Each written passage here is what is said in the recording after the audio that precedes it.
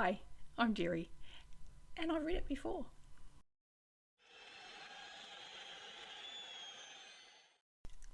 A brief apology here at the beginning for the gap in uploads. I have had a not brilliant mental health time, and I would like to thank all of the booktube corner of the internet for supporting me through it.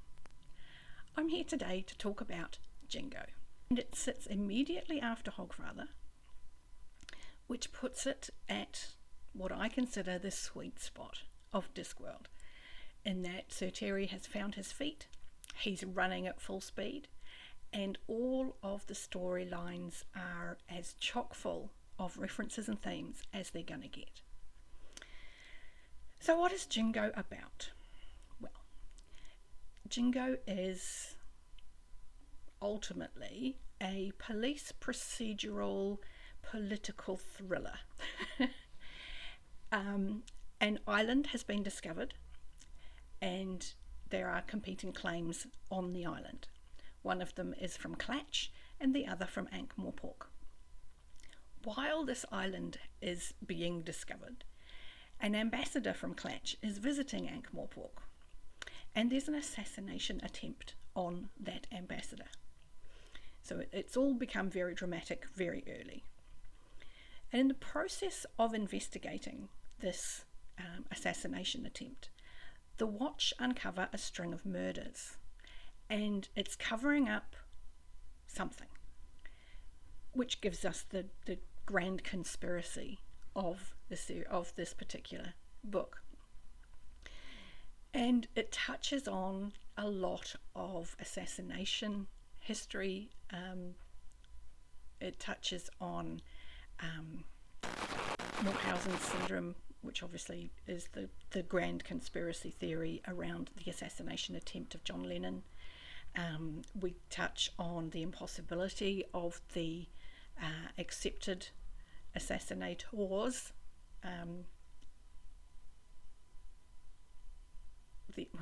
We touch on the impossibility of the accepted theory behind the assassination, much as the now famous lone gunman on the grassy knoll theory around JFK's shooting. So there's a lot of those reference threads through this book. As for who's in it, we've got our usual cast of odds bods. Vimes plays a major role, obviously. Carrot very much steps into his own. Angua. We've got Fred and Nobby, who have their own subplot in Jingo, which is highly enjoyable. And it's probably the most on the nose piece of social commentary that Terry ever uses. Jingo is literally about racism, about jingoism, obviously, it's the name of the book, and how prepared we are as people to be stirred up about people who are different to ourselves. So we get how easy it is to stir a populace against a common enemy. We get the bubbling up of long, not hidden, but sort of almost gone prejudices, and it's still a really timely read. It was written probably in 96. It came out in 97, and so this is before either of the Gulf Wars. This is in a relative period of quiet globally, and yet the themes that Terry touches on are very current. There's a lot about immigration. There's a lot about the prevailing belief amongst older residents that they're just coming here to steal our jobs, and that ours is the right colour. And at the same time you get some quite poignant points of view from some of the youngsters among these different communities who are outraged that they're being isolated socially because of their culture when they were born in this place. This is their home. They belong here. And yet somehow now they're foreigners. And some of those moments are quite poignant, and I think that they're a strong theme throughout this book of, well, what is culture, and where do you come from, and at what point does anybody have the right to say you're infringing on my culture? So there's a lot going on in Jingo, and it's going on very boldly. It's not subtext here at all. That's not the subtext here. The bubbling tensions between Ankh-Morpork and Clatch leads to an actual army being formed. They are officially at war. War is officially declared between Ankh-Morpork and Clatch.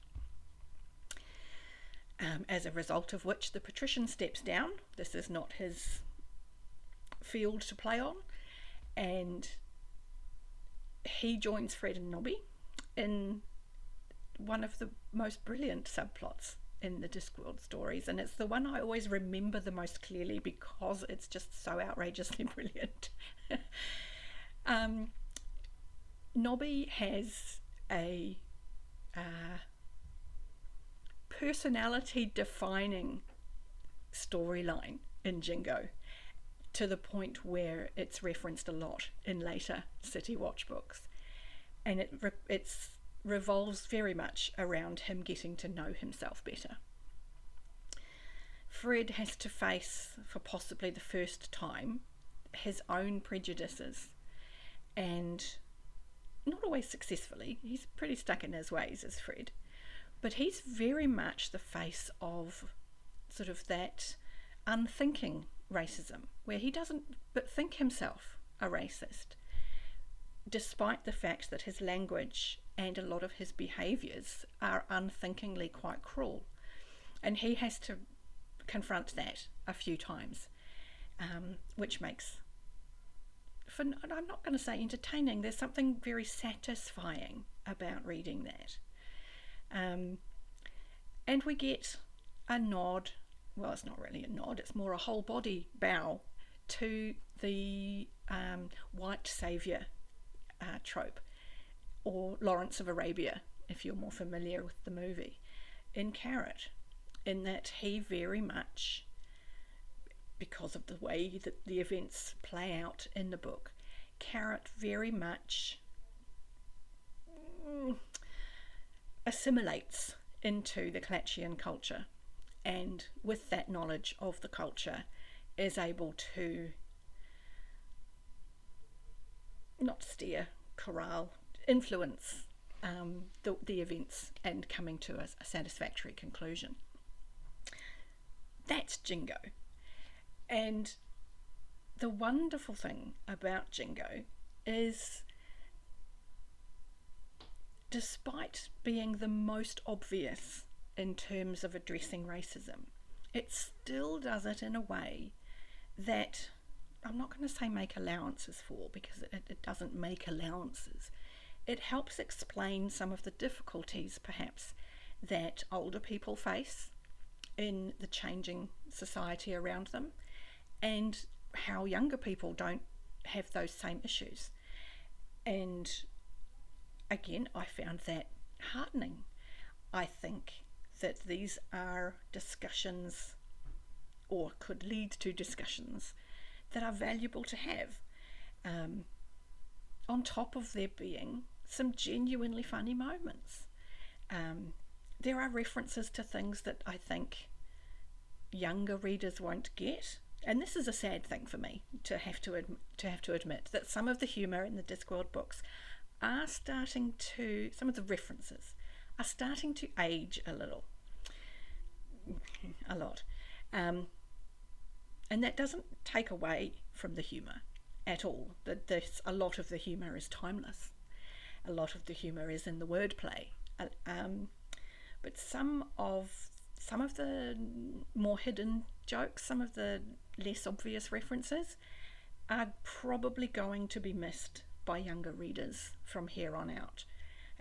For instance, Fred, the inspiration for his undercover character, is an old British stand-up comedian who I think even people my age would struggle to remember, and my age is a lot. It's quite a big number. So, and that's a shame, but for those who remember, this is Tommy Cooper, and this is who is being referenced for some of Fred's undercover time in Jingo. And I find that sad that some of those references are going to be lost. Other parts of the joke are almost becoming more valid as people become more familiar with things like Leonardo da Vinci's prevalence in sketching, drawing, planning war machines. I mean, you can buy some of these as kit sets for children now, which is kind of cool. But the overwhelming sense in Jingo of the absurdity of war is perhaps the thing I think is most valuable for young readers. So Jingo it can be quite a heavy book in that its themes are, well, they're heavy, they're big deals. We're not talking about musical theatre or Egyptian gods. We're talking about an event that happens now. I mean, literally right now in Europe, Russia is invading Ukraine and people are dying. This is a valid story for this time, and to be able to write it in a Discworld book with humour, with compassion, and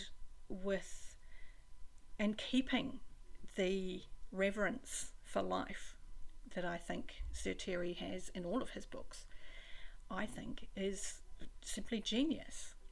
Because that's not a hot take from me at all. Terry Pratchett was a genius. He was able to write these heavy things in a way that don't burden your soul. They encourage you to think about things. They encourage you to perhaps talk about these things, but they don't weigh down your soul with the sheer weight of what's being discussed. He's able to keep it light. He's able to keep the tone light. And the skill in that is a bit mind-boggling. So anyway, that's Jingo. Next time I will be talking about, which one is it next? The City Watch, The Fifth Elephant. Haha. Next time will be The Fifth Elephant, and that shouldn't be too far away. And with that, I will ask you to like, I will ask you to subscribe, and leave me a message, because, I quite like reading them. With that, I shall love you and leave you, and I'll see you next time with The Fifth Elephant.